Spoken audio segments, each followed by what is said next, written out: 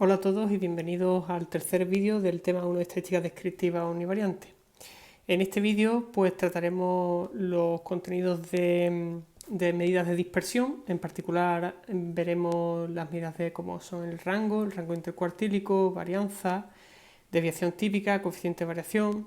Después veremos un método de tipificación de variables, ¿vale? Para poder comparar dos variables entre sí.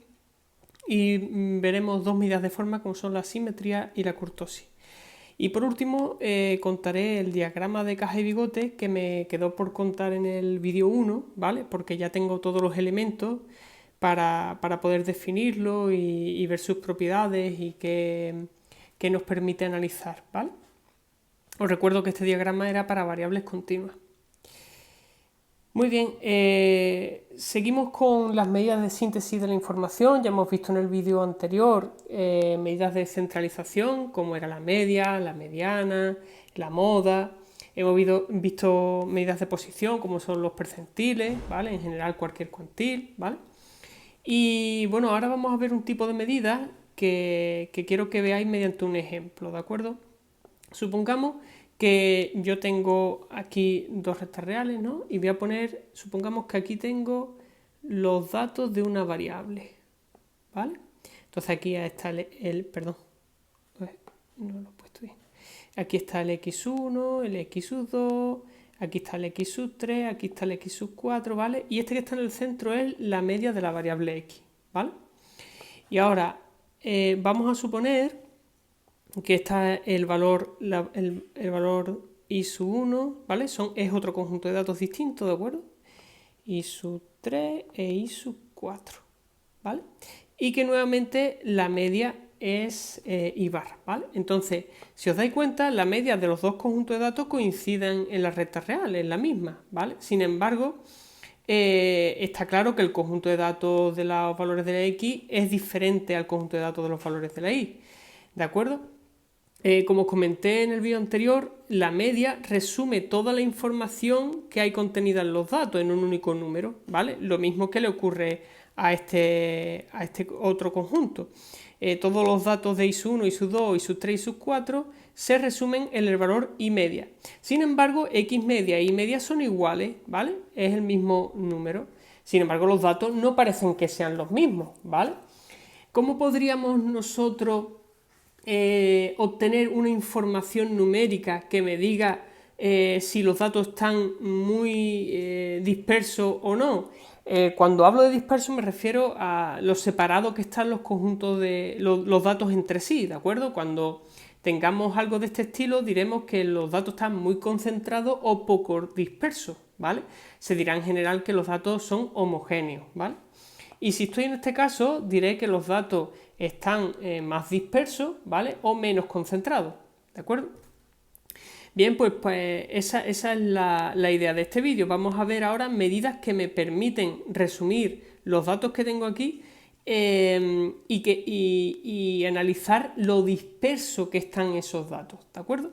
Lo primero que se me ocurre para ver lo disperso que están, pues es una medida que es tan fácil como ver la longitud que hay entre el máximo y el mínimo. ¿Veis? Si yo miro el máximo y el mínimo de cada conjunto de datos, pues me va a dar una medida indicativa de cómo de dispersos están, ¿de acuerdo? Pues así nace el rango, ¿vale? Se define el rango como la diferencia entre el valor máximo y el mínimo, ¿vale? Normalmente se denota por R, ¿vale? R mayúscula. Si la variable es X, pues se suele poner R de X, ¿vale? Y se pone pues el X máximo, que es el valor más grande de la X, menos el X mínimo, ¿de acuerdo? Su cálculo es muy sencillo, puesto que solamente estoy usando dos datos, ¿vale? Es muy fácil de calcular y las propiedades que tiene, vamos a ponerlo así, propiedades, posee las mismas unidades,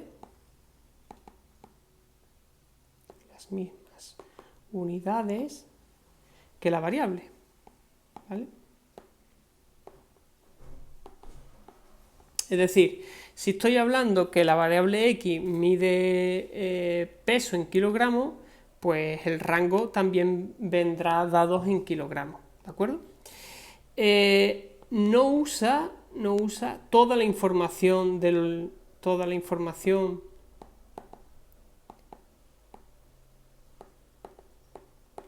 conjunto de datos, ¿de acuerdo? Solamente usa el máximo y el mínimo, pero no usa toda la información. Es una medida que es sensible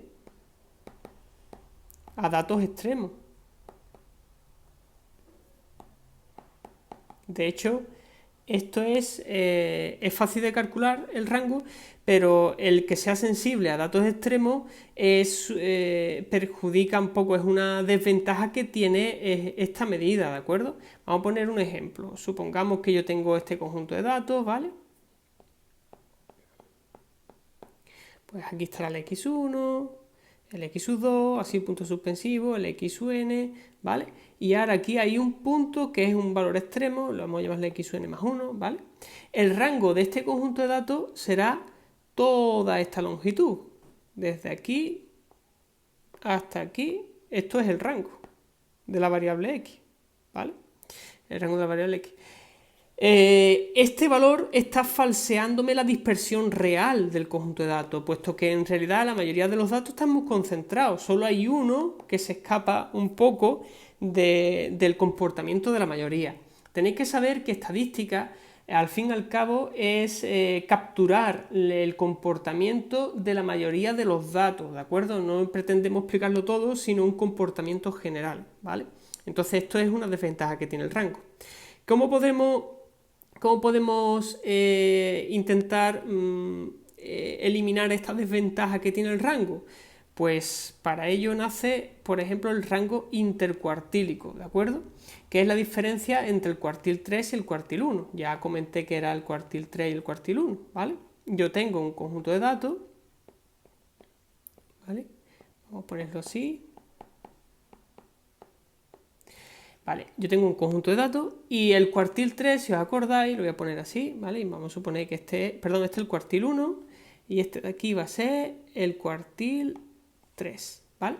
El cuartil 1 es aquel dato cuya frecuencia relativa acumulada era 0,25, ¿vale? Y el cuartil 3 es aquel dato cuya frecuencia relativa acumulada era igual o superior a 0,75, ¿vale? Igual que el otro.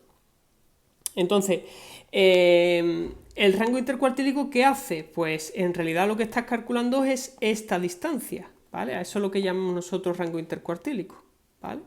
O sea que de aquí a aquí es el rango intercuartílico, no es más ni menos que el cuartil 3 menos el cuartil 1.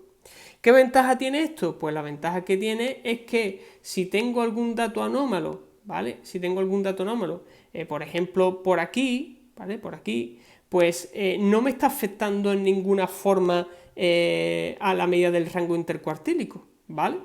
Es decir, al quitarnos el 25% de los más grandes y el 25% de los más pequeños, pues nos estamos quitando los posibles datos extremos o anómalos que nos encontremos por encima y por debajo de los datos, y por lo tanto esta medida es más robusta a esa presencia de datos anómalos, ¿vale? El problema que tiene este rango intercuartílico, pues que no usa el 100% de la información que tengo, solo usa el 50%, solo usa el 50%. Estás eliminando una gran parte de la información. Entonces, ¿es más robusta? Sí, pero a cambio de perder información, ¿de acuerdo? Entonces, propiedades. Pues, propiedad 1 posee las mismas unidades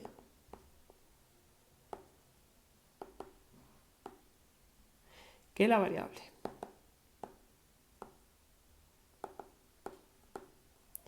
Segundo, es robusta. Es una medida robusta. Robusta significa que no es sensible, ¿vale? A datos extremos. Los datos extremos, por cierto, también se suelen llamar outliers, ¿vale? Outliers, ¿vale? Es la terminología inglesa para los datos extremos. 3. No usa toda la información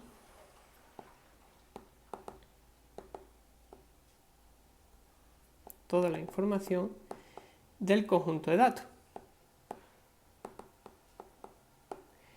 ¿De acuerdo? Entonces, otra forma de medir la dispersión que hay entre los datos, cómo de separado están los datos. Pues una forma de verlo es cómo de lejos estoy con respecto a la media del conjunto de datos. Os pongo un ejemplo, fijaos. Supongamos que yo tengo este conjunto de datos, ¿vale? ¿Vale? Tengo ese conjunto de datos. Y la media la voy a poner, por ejemplo, en azul, aquí, ¿vale? Imaginaos, esta es la media de aquí. Esta es X mayúscula barra, ¿vale? Muy bien, entonces se trata de lo siguiente. Yo puedo decir, a ver, voy a medir la distancia que hay desde cada punto x y a la media. Y para eso voy a hacer esta cuenta, x y menos x media, ¿vale? Si hago esa cuenta, estoy haciendo estas distancias, si os dais cuenta, ¿vale? Estoy haciendo estas distancias.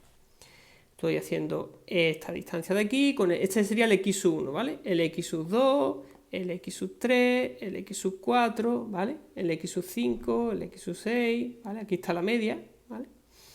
El x7, el x8, el x9. ¿Veis? Todo eso son un montón de distancias, ¿vale? Un montón de distancias. Y tú dices, bueno, me gustaría saber con cuál me quedo. ¿Me quedo con las distancias grandes? ¿Me quedo con las distancias pequeñas? Cuando tiene un montón de distancias y quiere ver con cuál distancias te queda, ¿vale? Pues puede hacer una media de distancias, ¿vale? Entonces tú podrías sumar aquí y decir, pues voy a sumar todas las distancias, ¿vale? Todas estas distancias y hago la media, una media. ¿Problema de hacerlo así? Pues hemos visto en el vídeo anterior, hemos visto que la suma de las desviaciones es 0. Entonces resulta que esta cuentecita que pongo aquí siempre es 0. Pase lo que pase, es 0. ¿Vale? ¿Por qué es 0? Pues porque las distancias que están, los x y están a la izquierda, pues van a ser positivos. Estas distancias van a ser positivas porque es x media menos x y, ¿vale? Pero, no, perdón, van a ser negativas, al contrario. Los x y menos x, como x media es más grande, estas distancias van a ser negativas, ¿vale? Estas van a ser positivas y cuando las sumes todas se anulan, ¿vale? Ya lo demostramos en el vídeo anterior de todas formas, ¿vale? Entonces, ¿qué solución se nos puede ocurrir? Pues decimos, bueno, pues para que esto no ocurra, en lugar de coger esto así, pues vamos a poner el valor absoluto, ¿vale? Y esto ya no es 0, efectivamente, esto ya no es 0. Y esto de aquí se llama media absoluta de los datos, ¿vale? ¿Qué ocurre? Ocurre que el valor absoluto no es algo que nos permita después trabajar de forma cómoda si queremos maximizar o minimizar la varianza y demás, ¿vale? Sobre todo lo veremos más adelante, pero sobre todo veremos cuando querramos calcular los errores de la recta de regresión, ¿vale? Vamos a ver, para calcular los coeficientes A y B, que ya eso lo veremos en el tema siguiente, vamos a tener que derivar y hacer unas derivadas. Y resulta que el valor absoluto, cuando aplicáis el valor absoluto a una función, aparecen picos, ¿vale? Y sabéis que los picos no son derivables, entonces el valor absoluto no me va a funcionar muy bien. Bueno, otra forma en la que puedo quitarme este problema no es coger el valor absoluto, sino elevar todo esto al cuadrado. ¿Qué tengo al final? Pues lo que tengo es una suma de estas distancias, pero al cuadrado. Suma de distancias al cuadrado, ¿vale? Y de todas esas distancias al cuadrado, la sumo y le hago la media, ¿vale? La idea es hacer la media. Por eso de ahí se le llama varianza, ¿vale? Se llama varianza. Lo he puesto así un poco esquinado, lo voy a poner un poquillo más centrado esto. A ver, cortar y lo pego aquí. Así, para que se vea bien. Y se escribe la notación para la variable x, sería así, ¿vale? Esta sería la fórmula de la varianza, ¿de acuerdo? La fórmula de la varianza.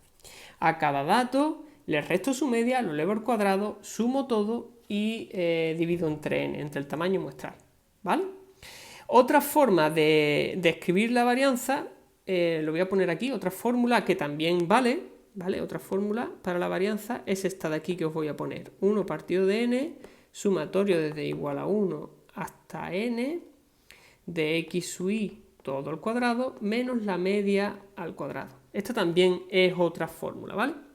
Ojo, el sumatorio está afectando solamente a este término, ¿vale? No está afectando a este. Entonces, si estuviera afectando a la media al cuadrado, debería de haber puesto yo un paréntesis así, que no está puesto, ¿vale? Vale, perfecto. Pues propiedades de la varianza. Pues las unidades posee las unidades, las mismas unidades, pero al cuadrado, ¿vale? Al cuadrado. Las mismas unidades, pero al cuadrado. Si estamos hablando, por ejemplo, que la variable peso es en kilogramos, pues la varianza sería kilogramos al cuadrado, ¿de acuerdo? Segundo, si por ejemplo, si construimos una nueva variable que es y sub i igual a x sub i más una constante, ¿vale? Esto es para todo i desde 1 hasta n, ¿vale? Y a un número real, resulta que la varianza de la variable y coincide con la varianza de la variable x. Es decir, sumar una constante no va a afectar en absoluto a la varianza de la nueva variable, ¿vale? Fijaos, voy a hacer una demostración gráfica para que lo veáis, ¿de acuerdo? Supongamos que yo tengo... Supongamos que tengo estos datos, ¿vale? Yo tengo estos datos. Este y este, ¿vale? Y yo le voy a sumar una unidad a todos los datos. Voy a sumarle una unidad. Entonces, ¿qué ocurre? Pues que este punto de aquí se viene aquí, porque le suman una unidad, ¿vale? Este aquí le sumo una unidad, le sumo una unidad y le sumo una unidad, ¿vale? Entonces es una traslación, si veis, es una traslación de todos los puntos, una unidad a la derecha, ¿vale? ¿Veis que la separación entre ellos no ha cambiado los unos con respecto de la otra?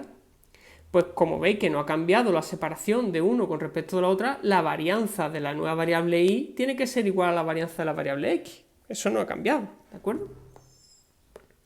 Perfecto. Vamos a ponerlo aquí. Vamos a ponerlo en azul. Tercera propiedad.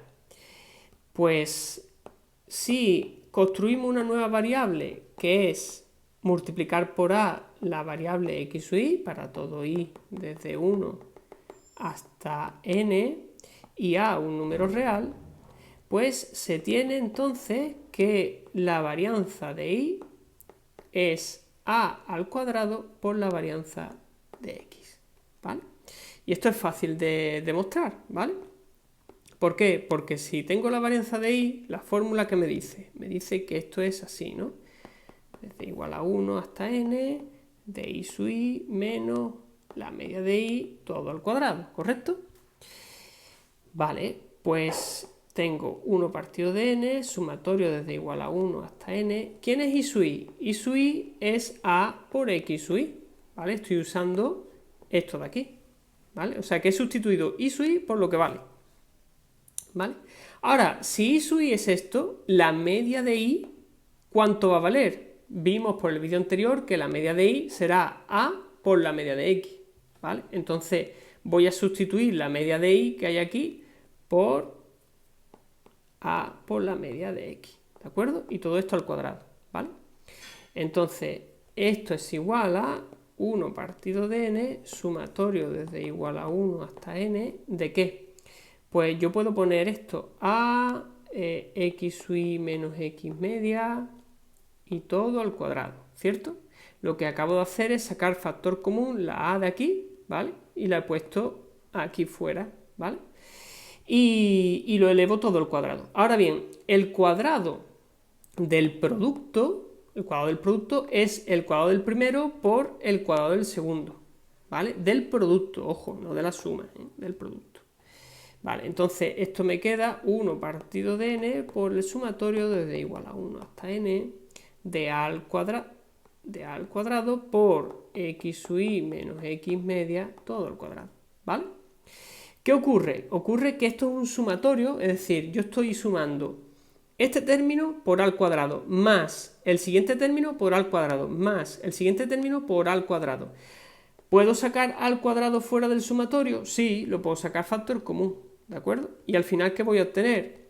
Pues voy a obtener a al cuadrado que multiplica a 1 partido de n por el sumatorio desde igual a 1 hasta n de x sub i menos x media todo al cuadrado. ¿Pero quién es esto?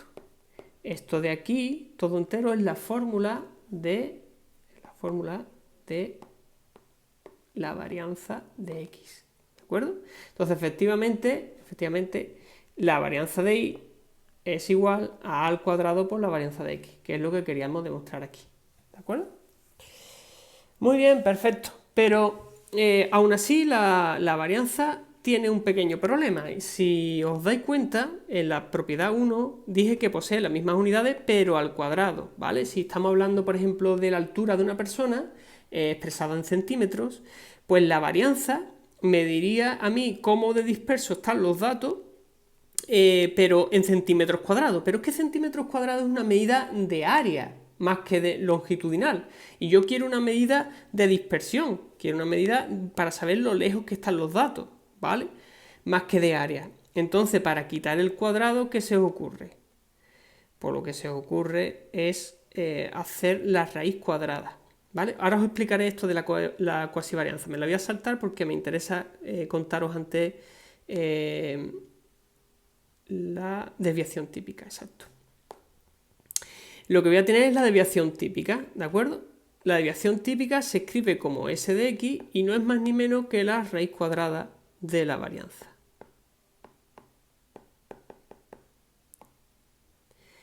De x sub i menos x media todo al cuadrado. ¿Vale? Esa es. ¿Propiedades de la desviación típica? Pues posee, ahora sí, las mismas unidades que la variable.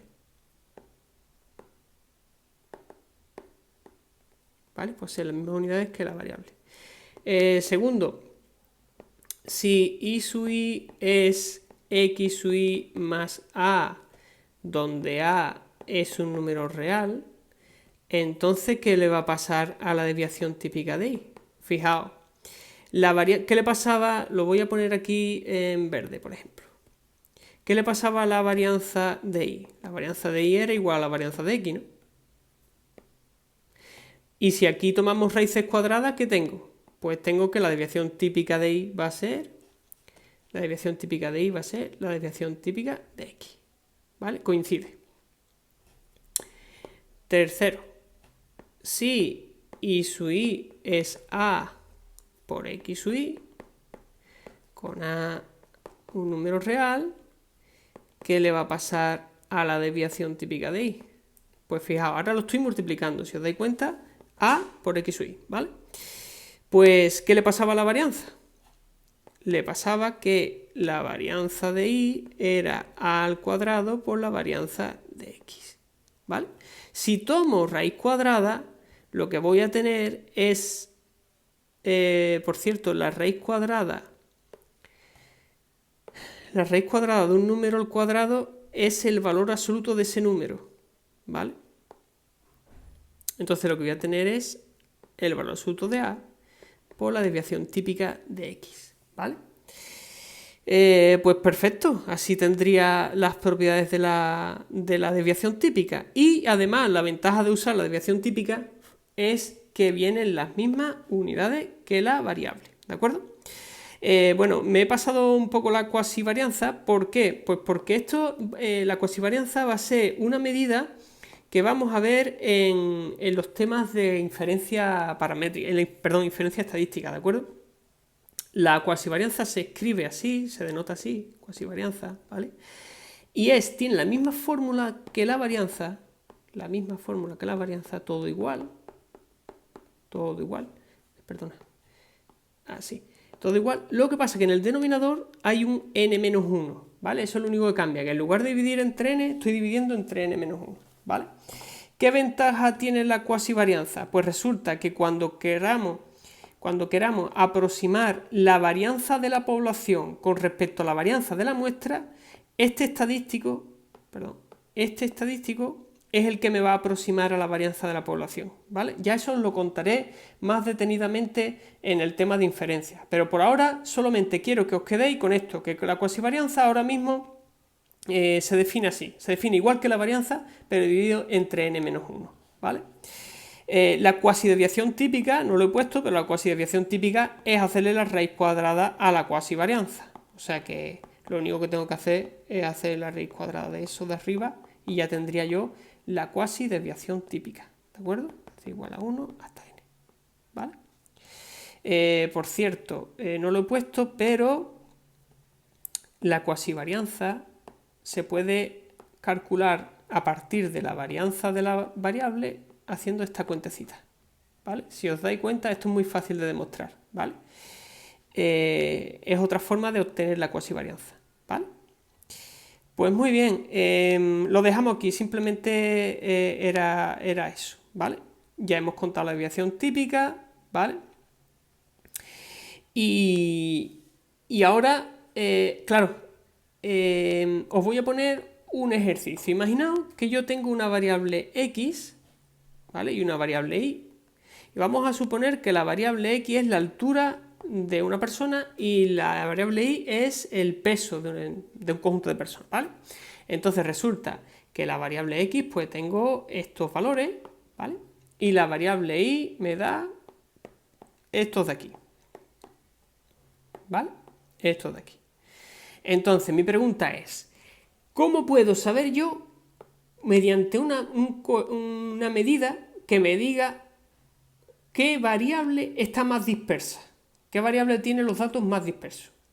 Bueno, a raíz de todo lo que hemos visto antes, usted diríais, pues bueno, pues si quieres puedes calcular el rango, o el rango intercuartílico, o la varianza, o la desviación típica. Cualquiera de esas medidas son medidas que informan sobre lo disperso que están los datos, ¿verdad? Míralo, y en la que tenga, por ejemplo, una desviación típica más grande, si yo calculo la desviación típica de la x y la desviación típica de la y, y resulta que la desviación típica de y es más grande que la x, pues la y tendrá una mayor dispersión, ¿sí? Bueno, ese razonamiento sería correcto si no fuera porque si yo le calculo la desviación típica de x, eso va a venir dado que la x era el peso de las personas, vendrán en kilogramos. Y si hago la desviación típica de y, que era la altura de las personas, vendrá en centímetros. ¿Y puedo comparar yo manzanas con peras? Pues no puedo comparar estas dos medidas. Luego, ninguna, y eso va a pasar con la varianza, va a pasar con el rango intercuartílico, va a pasar con el rango. Entonces, ninguna de las medidas que os acabo de contar me permitiría comparar dispersión entre dos variables con distintas unidades, ¿vale? Para eso nace lo que vamos a ver ahora, el coeficiente de variación. ¿Qué fórmula tiene el coeficiente de variación? El coeficiente de variación de la variable x viene dado por su desviación típica partido de la media en valor absoluto. Fijaos, si estamos hablando del peso, que es el kilogramo, en el numerador va a aparecer los kilogramos por la desviación típica y en el denominador va a aparecer también kilogramos. Luego kilogramo entre kilogramos se me va a ir y esto va a ser una medida adimensional. Luego, propiedades del coeficiente de variación. Primero, es una medida adimensional. ¿Qué significa? ¿Qué significa adimensional? Pues que no tiene unidades. No tiene unidades.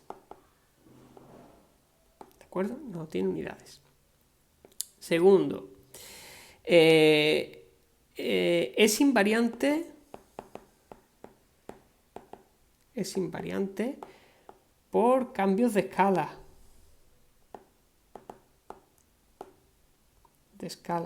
¿Qué significa eso de cambios de escala? Significa que si tú coges i sub i y lo multiplicas, o sea, dice, los valores i sub i van a ser multiplicar los x sub i por una constante, donde a es un número real, ¿vale? Es un cambio de escala, ¿vale? Pues resulta que el coeficiente de variación de i va a ser igual al coeficiente de variación de la x, ¿vale? Esto es muy fácil de demostrar, ¿Por qué? Porque el coeficiente de variación de la y, ¿cómo se calcula? Pues su desviación típica, ¿no? Partido de la media en valor absoluto. Pero es que hemos visto por propiedades anteriores que la desviación típica de la y coincide con el de la x, multiplicada por a, ¿vale? Y la media de y coincide con la media de x multiplicada también por a. ¿Qué va a pasar? Va a pasar que la a arriba y la a abajo se me va y lo que me queda es desviación típica de x. Bueno, esto estaría en valor absoluto, sería una cosa así, ¿vale? Esto también en valor absoluto, esto también en valor absoluto, ¿vale? Y esto de aquí es coeficiente de variación de la x. Luego, efectivamente, en el caso en el que haya un cambio de escala, el coeficiente de variación permanece constante, ¿vale? No se cambia, no se modifica. Vale, más propiedades. Nos permite ver lo representativa que es la media, ¿vale? Se dice que el coeficiente de variación de x, si es menor que 0,1, entonces se dice que la media es muy representativa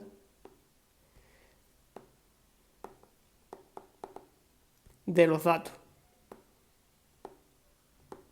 O sea, de la distribución que tenemos, si el coeficiente de variación está entre, o sea, si es menor que 0,1, se dice entonces que es muy representativa, ¿vale?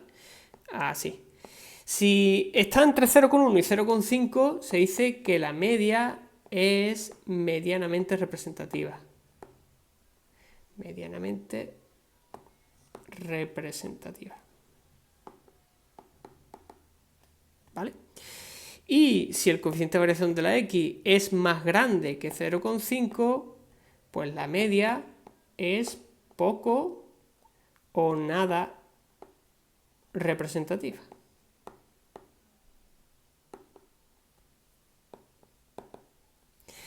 ¿Qué significa esto? Significa que el coeficiente de variación me va a permitir distinguir entre conjuntos de datos que sean así,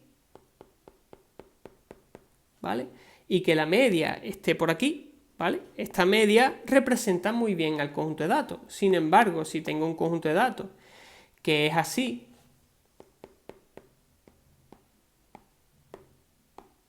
y la media está por aquí, pues la media esta no representa tan bien, vamos a exagerarlo un poco más, no representa tan bien al conjunto de datos, porque la mayoría de los datos son bajos, ¿vale? Y hay pocos datos que son altos, ¿vale? Entonces, esto tendría un coeficiente de variación más grande y esto tendría un coeficiente de variación más pequeño, ¿vale?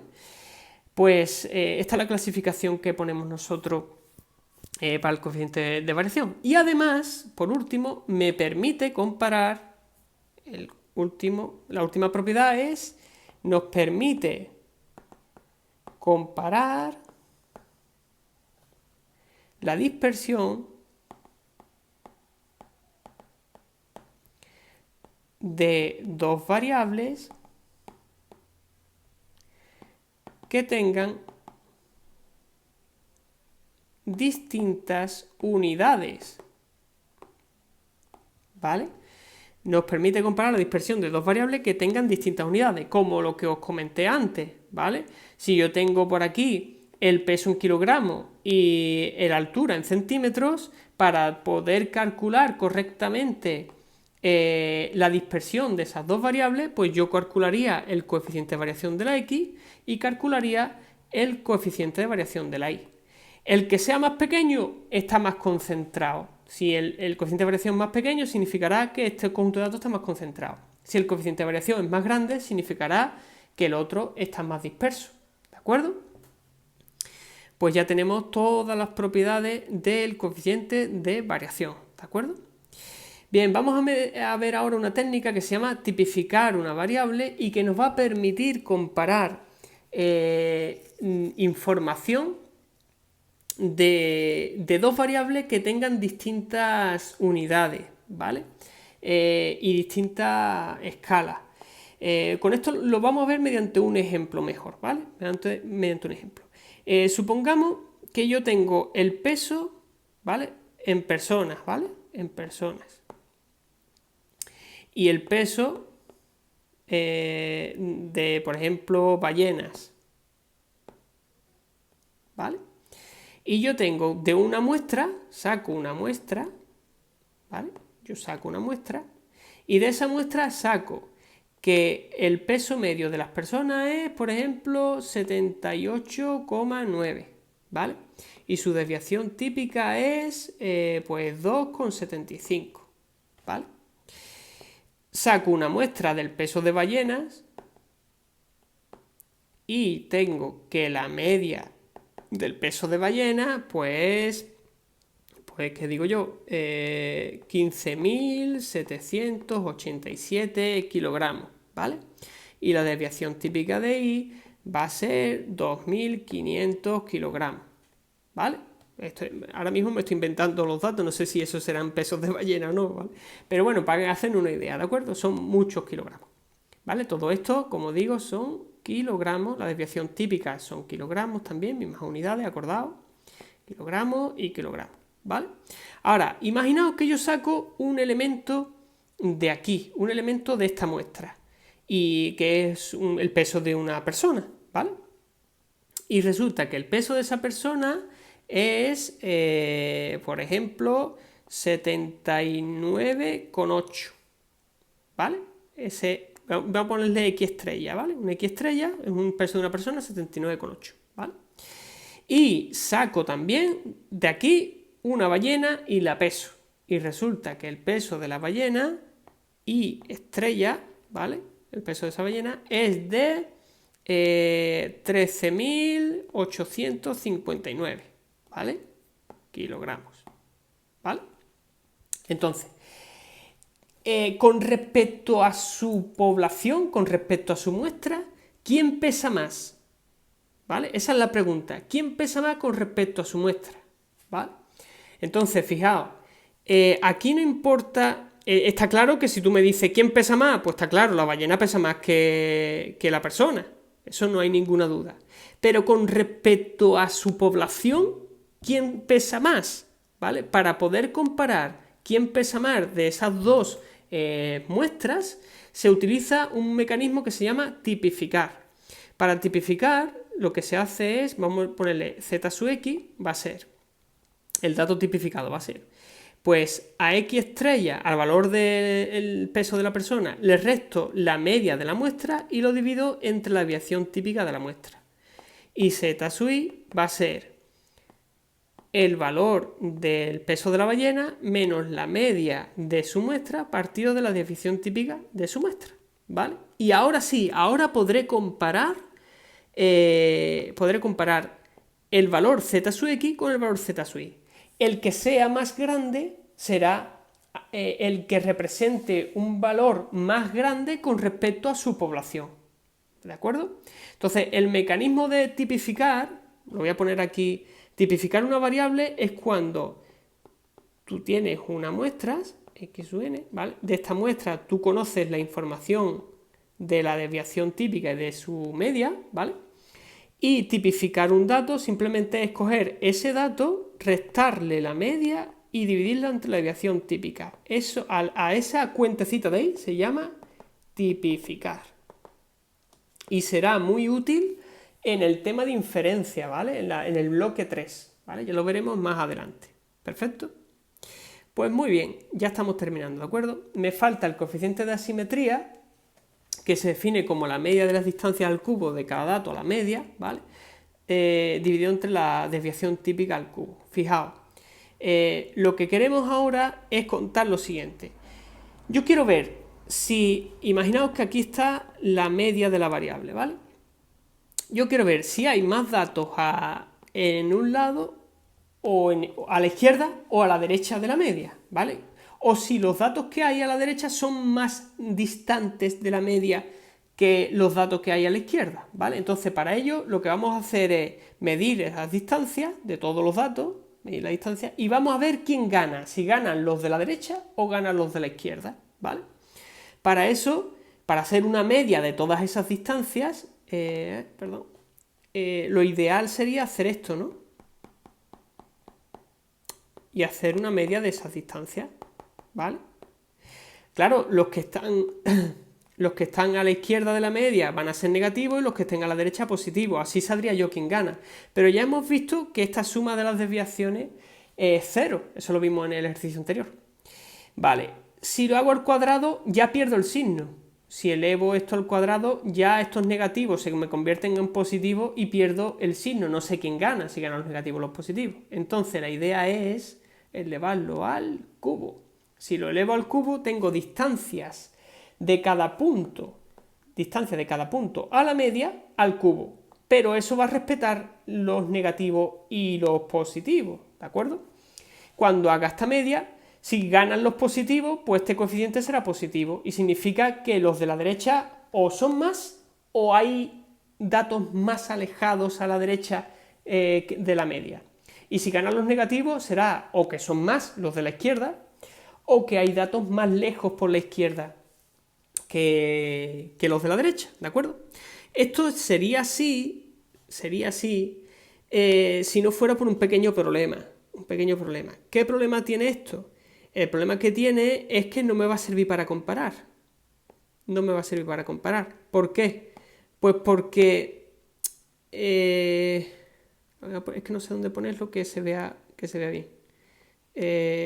No me va a servir por comparar porque si os dais cuenta, esto va a tener unas unidades que si la variable x es peso en kilogramos, pues se vendrán en unidades al cubo, ¿vale? Será kilogramos al cubo. Si quiero comparar la asimetría de la variable altura y ver cuál de los dos son más asimétricos a la derecha o cuál de los dos más asimétrico, pues no voy a poder comparar porque tengo kilogramos al cubo por un lado, centímetros al cubo por un lado y no voy a poder comparar peras con manzanas. Entonces necesito una medida adimensional.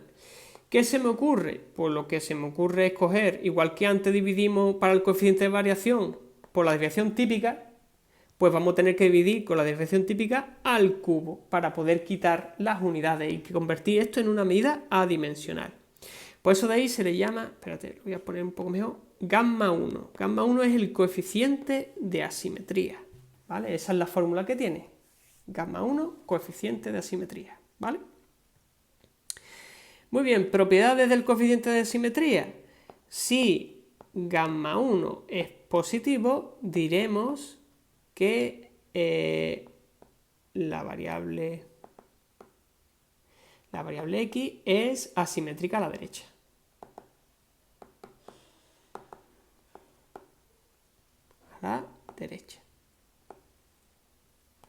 ¿Vale? Si gamma 1 es negativo, diremos que la variable x es asimétrica a la izquierda. Y si gamma 1 es próximo o igual a 0, ¿vale? Diremos que la variable x es simétrica. ¿Vale? Ojo con esto.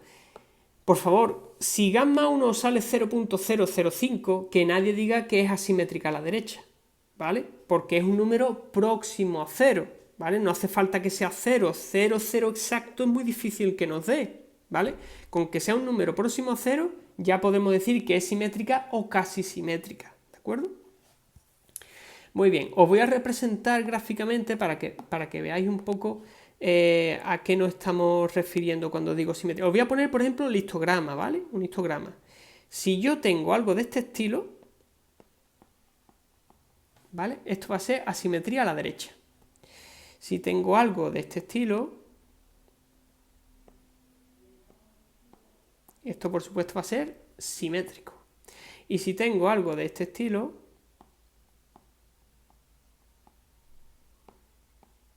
esto va a ser asimétrico a la izquierda, ¿vale? Entonces, en este caso, gamma 1 sería mayor que 0, en este caso gamma 1 sería próximo a 0 y en este caso gamma 1 sería negativo, ¿de acuerdo? Pues es el coeficiente de asimetría. Bueno, pues a continuación vamos a ver el coeficiente de kurtosis, ¿de acuerdo? ¿Qué es lo que intenta captar, qué información intenta captar este coeficiente? Pues en distribuciones simétricas intenta ver cuál de las distribuciones es más apuntada, es decir, cuál tiene un mayor nivel de apuntamiento. Y ahora, mediante un ejemplo, vais a ver qué significa eso de nivel de apuntamiento, ¿vale? Bien, vamos a suponer que tengo este ejemplo, una primera variable x que tiene este diagrama, este histograma, ¿vale? Este histograma que hay aquí. Y hay una variable y que tiene este otro histograma. Así, ¿vale? Más o menos. Si os dais cuenta, ambas distribuciones son simétricas, pero simétricas y unimodales además, pero la primera está más apuntada y la segunda está más aplastada, digamos, ¿no? Con un pico más bajo, ¿vale? ¿Os dais cuenta? Pues esa es la idea. La idea es que en ambos casos gamma 1 vale 0, en ambos casos, pero necesito un coeficiente que me sepa distinguir entre este caso y este caso, ¿de acuerdo? Bien, pues para poder definir en qué caso estoy, necesito una distribución modelo, ¿de acuerdo? Una distribución modelo que me diga, bueno, pues este va a ser, además esa distribución modelo la vamos a llamar mesocúrtica, ¿vale? La distribución modelo es la típica campana de Gauss, ¿vale? Campana de Gauss, que seguramente os suene. Campana de Gauss, ¿vale? Esta va a ser nuestra distribución modelo. A partir de ella, y además se va a llamar mesocúrtica, a partir de ella las hay más apuntadas, las hay más apuntadas, es que le he dado sin querer, esto es una S, exacto.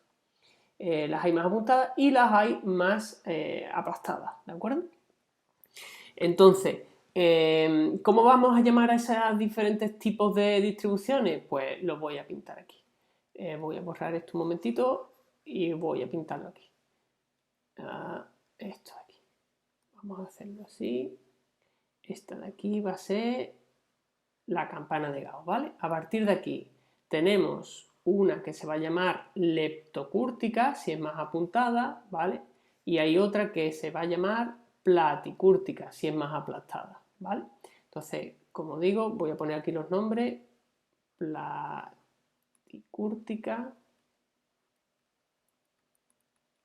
Platicúrtica, la campana de Gauss es la que nosotros llamamos mesocúrtica,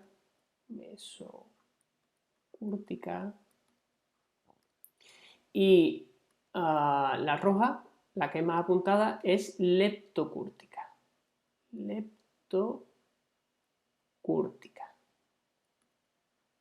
¿Vale? Leptocúrtica. Vamos a ver si esto lo bajo un poquillo y así queda mejor, ¿no? Así. Oh. Bueno, no pasa nada. Esto lo puedo arreglar.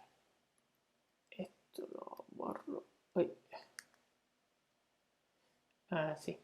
Entonces, esos son los tres diferentes tipos de kurtosis que nos vamos a encontrar, ¿de acuerdo? Muy bien, pues ¿cómo voy a medir yo si estoy en un caso o estoy en otro? Pues a través del coeficiente de kurtosis. ¿Qué fórmula tiene el coeficiente de kurtosis? Pues el coeficiente de kurtosis tiene la siguiente forma. Se va a llamar gamma 2, ¿vale? Gamma 2, y tiene raya de fracción. En el numerador va a aparecer este sumatorio que hay aquí, esta media, desde igual a 1 hasta n de cada dato menos la media de los datos, todo, y fijaos, va a estar a la cuarta, ¿de acuerdo? Y en el denominador va a estar la desviación típica a la cuarta. Daos cuenta, la fórmula de gamma 2, la fórmula de la kurtosis, es muy parecida a la fórmula del coeficiente de asimetría. Lo único que cambia es que el coeficiente de asimetría es al cubo y aquí es a la cuarta, ¿vale? Es lo único que cambia, ¿vale? Si yo aplicara el coeficiente de kurtosis tal cual está aquí a una campana de Gauss, el valor gamma 2 valdría 3. Si yo aplico el coeficiente de Kurtosi a una distribución que es leptocúrtica, es decir, que es más apuntada que una campana de Gauss, gamma 2 sería mayor que 3. Y si aplico ese coeficiente a una platicúrtica, a una que es más aplastada, sería menor que 3, ¿vale? ¿Pero qué ocurre? Ocurre que a mí me gustaría que esto estuviera centrado no en el 3, sino en el 0, ¿de acuerdo? Entonces, ¿qué se hace? Pues lo que se hace es modificar este coeficiente restándole 3, ¿vale? Por eso os lo vais a encontrar en los libros así, ¿vale? Os vais a encontrar que el coeficiente centralizado es cuando le restas un 3, porque lo que ocurre es que en la mesocúrtica, me voy arriba, las mesocúrticas, cuando tú sustituyes una mesocúrtica, que es esta de aquí, en un coeficiente de Kurtosi te sale 3. Pues el resto 3 ya sale 0, ¿vale? Entonces este valor será 0, este valor será mayor que 0 y este valor para las platicúrticas será menor que 0, ¿vale? Eso lo voy a poner en las propiedades del coeficiente de Kurtosi. Antes de nada, fijaos en la fórmula. Si la variable x fuera, por ejemplo, peso y estuviera en kilogramos, aquí tendríamos kilogramos a la cuarta. Y en el denominador, kilogramos a la cuarta también. Entonces, es una medida adimensional. Entonces, la primera propiedad que voy a poner es que la kurtosi es una medida adimensional.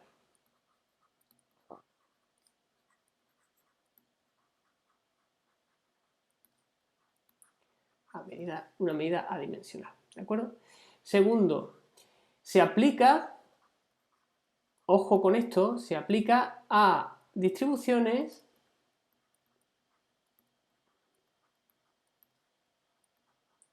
simétricas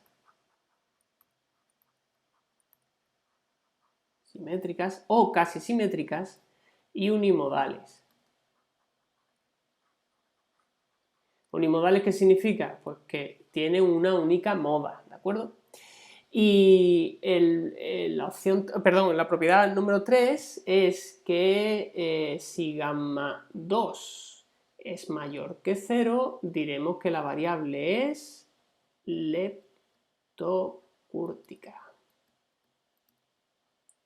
Si la variable gamma 2 es menor que 0, diremos que es diremos que es platicúrtica.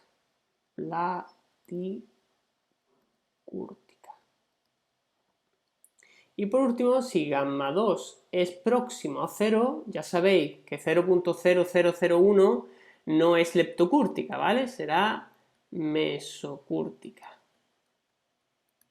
¿De acuerdo? Pues bien, hasta aquí el coeficiente de Kurtosi. Y lo último que me queda por contaros es el diagrama de caja y bigote. El diagrama de caja y bigote tiene una estructura muy parecida a esto que os voy a dibujar, ¿vale? ¿Vale? Es el diagrama de caja y bigote. ¿Cómo se construye el diagrama de caja y bigote? Pues fijaos, vamos a hacer supongamos que yo tengo estos datos, ¿vale? Esto de aquí. ¿Vale? Y después uno aquí, así, así. Vale. Entonces, fijaos. Primero, calculo quién es Q1 y quién es Q3. El cuartil 1 y el cuartil 3, ¿vale? Y eso va a ser el inicio y el final de la caja. Inicio y final de la caja. Q1 y Q3. ¿De acuerdo? Perdón. Q1 y Q3. ¿De acuerdo? Entonces, este de aquí coincide con Q1, este de aquí va a coincidir con Q3. ¿Vale? Perfecto. Ahora, calculo quién es Q2. Q2 me marca una línea que divide la caja. ¡Ojo! La línea que divide la caja no tiene por qué estar en el centro. Fijaos, una cosa importante. Aquí está el 50% de los datos. Y aquí, perdón, el 25%. el 25% de los datos. Y aquí está el otro 25% de los datos. Si el 25% de los datos son 3, imaginaos que son 3, ¿vale? Yo puedo tener 3 aquí más separaditos y poner 3 aquí más cerca, ¿vale? Más pegaditos. Por lo tanto, el Q2 no tiene por qué estar en el medio de Q1 y Q3, ¿de acuerdo? Perfecto. Entonces, siguiente, se calcula el recorrido intercuartílico. ¿Qué es el recorrido intercuartílico? Pues la longitud de la caja. ¿Por qué? Porque el recorrido intercuartílico era Q3, si os acordáis, era Q3 menos Q1, ¿vale? O sea, ¿qué es el recorrido intercuartílico? Es la longitud de la caja. Vale, y ahora vamos a poner, a partir de Q1 voy a poner un bigote auxiliar. Ese bigote auxiliar mide 1,5 veces el recorrido intercuartílico. Eso es lo que mide desde aquí hasta aquí, ¿vale? 1,5 veces el recorrido intercuartílico. Es un bigote auxiliar, ¿vale? ¿Cuál va a ser el bigote real? Fijaos. Pues cojo el X mínimo, que está aquí, el X mínimo, el más pequeño, ¿no?, de los datos, y proyecto. ¿Cae fuera del bigote auxiliar? Sí, pues ese punto lo voy a poner como dato anómalo, ¿vale? Un dato extremo, ¿vale? Cojo el siguiente más grande y proyecto. ¿Cae fuera del bigote auxiliar? Sí, pues ese también va a ser un dato extremo. Cojo el siguiente más grande y proyecto. ¿Cae dentro del bigote? Sí, pues a partir de él, ahora sí, a partir de él se construye el bigote real y el auxiliar lo borro. El auxiliar ya lo puedo borrar. ¿De acuerdo? Y tengo aquí mis dos datos que para mí van a ser considerados extremos o anómalos, ¿vale? Lo mismo por la derecha. Lo mismo por la derecha. Construyo mi bigote auxiliar. ¿Cómo se ha construido ese bigote auxiliar? Pues he puesto a partir de Q3, he puesto 1,5 veces el recorrido intercuartílico, ¿vale? Y empiezo por la derecha del todo, el máximo, ¿vale? El valor más grande, ¿cae fuera o cae dentro? Fuera, ¿no? Pues entonces si cae fuera es un dato anómalo. Siguiente, el segundo más grande. El segundo más grande cae dentro. ¿Cae dentro? Pues ya está. A partir de ahí empieza el bigote real. A partir de ahí empieza el bigote real. Y el auxiliar lo borro. ¿De acuerdo? Y ahí tengo construido mi diagrama de caja y bigote. Entonces, propiedades del diagrama de caja y bigote. Propiedades, pues 1 permite detectar datos anómalos, también denominados outliers, ¿vale? Permite detectar datos anómalos. Segundo, permite estudiar asimetría, la asimetría de los datos. Fijaos, la asimetría de los datos. Permite estudiar la asimetría de los datos. Fijaos, un diagrama de caja y bigote de esta forma me estaría indicando algo tal que así. ¿Vale? Es decir, si el bigote derecho es más grande que el izquierdo y además la distancia de Q2 a Q3 también es más grande que Q1 a Q2, esto es asimetría a la derecha, ¿vale? Es decir, gamma 1 positivo, ¿vale? Si lo que tengo es un bigote de este tipo,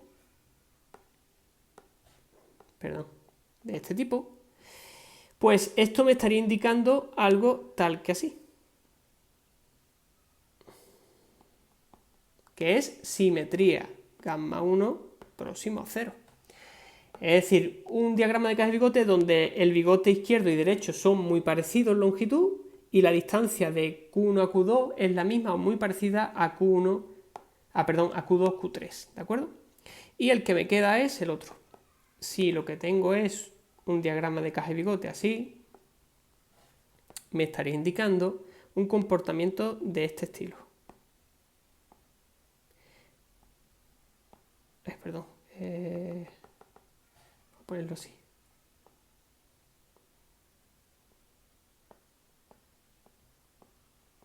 ¿Vale? Un comportamiento de ese estilo. Que eso es gamma 1 negativa, asimetría a la izquierda. ¿De acuerdo?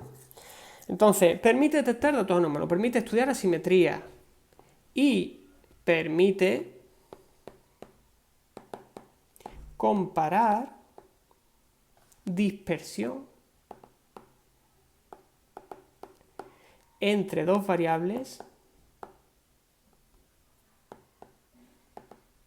Ojo, entre dos variables, ojo, de las mismas unidades. De las mismas unidades. Ejemplo, si yo tengo algo así y algo así, por ejemplo, y este es el peso en hombres y este es el peso en mujeres. ¿De acuerdo? Fijaos, el peso en hombres y el peso en mujeres medido los dos en la misma unidad de kilogramos, ¿vale? ¿Quién va a estar más disperso? Pues aquel que tenga una caja más grande y unos bigotes más grandes. Pues este va a mostrar mayor dispersión que el peso de los hombres. Los pesos de los hombres se ve una mayor concentración, ¿de acuerdo? Y esta es la última propiedad del diagrama de caja y bigote. Fijaos también que en la longitud de la caja ya me está dando el rango intercuartílico que estaba relacionado con eso mismo, con comparar dispersión, ¿de acuerdo? Pues bien, pues con esto termina el tercer vídeo del tema de estadística descriptiva univariante.